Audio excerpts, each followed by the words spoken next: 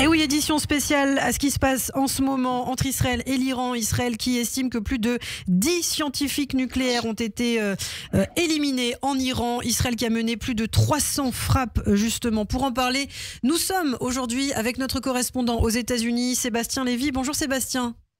Bonjour Ilana.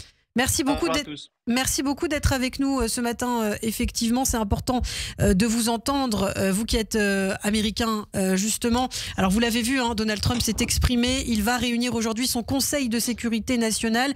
Il semble qu'il ait donné, en tout cas à moitié, peut-être son accord à Israël pour frapper l'Iran. Il semble qu'on peut sans doute supposer qu'Israël n'aurait pas fait cette opération sans au moins un feu orange, ou sans doute un feu entre le vert et le orange de la part de Trump en fait pour faire cette opération.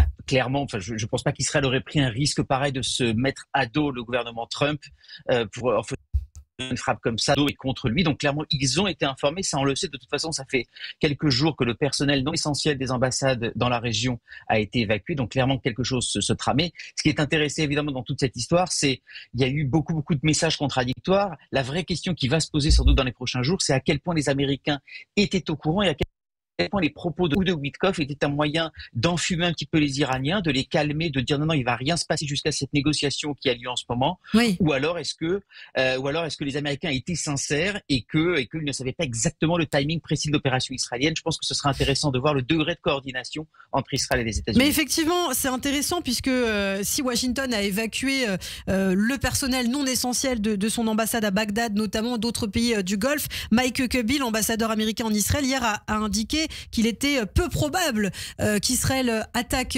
justement l'Iran. C'était donc un moyen d'enfumer, comme vous dites, un petit peu le régime iranien. C'est la vraie question. Est-ce que c'est un moyen notamment pour endormir leur méfiance? Il y a quand même eu des éliminations au plus haut niveau des Iraniens, le chef des gardiens de la Révolution, le chef d'état-major. Donc c'est clairement des gens qui n'étaient pas à l'abri lorsque cette attaque a eu lieu. On peut penser donc qu'ils se pensaient encore à l'abri dans les prochains jours, au moins jusqu'à dimanche, puisque nouveau round de négociations. Et c'est peut-être ça qui explique la colère des Iraniens qui disent aujourd'hui au président Trump, vous êtes comptable de cette opération parce que d'une certaine façon, vous avez joué le jeu des Israéliens pour nous endormir un petit peu, nous enfumer. Je pense que c'est ça les messages. Et ce qui est intéressant d'ailleurs, c'est le propos de Marco Rubio ce matin, qui a dit, je cite, les États-Unis ne sont pas involved, c'est-à-dire ne sont pas impliqués dans cette opération, et c'est une attaque unilatérale. Donc il y a sans doute une volonté de la part des autorités diplomatiques américaines de prendre une certaine distance par rapport à cette opération, en disant évidemment quand même les États-Unis seront de toute façon solidaires d'Israël quoi qu'il en soit. Une certaine distance parce que oui, alors que ces frappes interviennent, alors que le 6e cycle de pourparlers entre les États-Unis et l'Iran est prévu pour dimanche à Oman. Alors est-ce que ça va changer quelque chose? Est-ce que c'est toujours prévu? Est-ce qu'on a des infos là-dessus, Sébastien? Écoutez, Donald Trump vient de s'exprimer sur Fox News et il a dit que lui, en fait, entendait poursuivre ce cycle de négociations. Donc, après avoir reconnu qu'effectivement, il avait été informé de cette frappe et qu'il était au courant, mais il estimait que ça ne remet pas en cause les négociations. Ça paraît quand même assez compliqué. Maintenant, il se passe peut-être des choses dans les coulisses.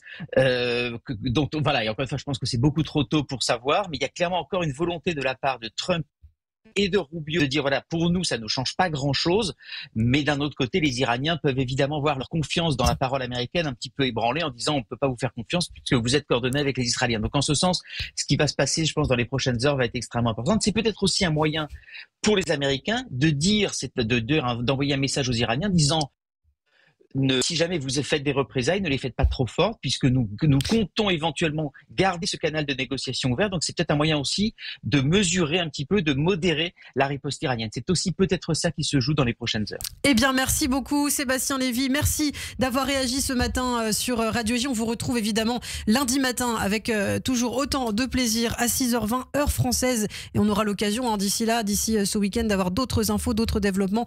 On y reviendra avec vous Sébastien. Merci beaucoup.